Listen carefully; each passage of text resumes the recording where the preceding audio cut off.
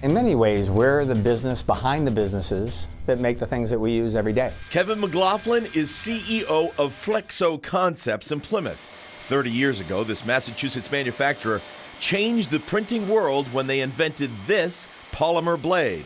Today, it's an integral component of what's known in the packaging industry as flexographic printing. It's the primary printing process that's used to print all types of packaging, whether it's food packaging, beverage packaging, medical packaging. We have a variety of materials, about 9 different plastics depending on the type of application.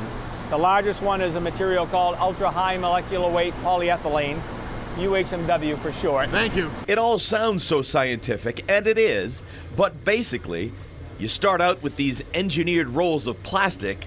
Then we're machining this to a precise size, and then we're putting a very high precision edge on that blade. Those blades are then sent around the globe to be installed in massive printing machines.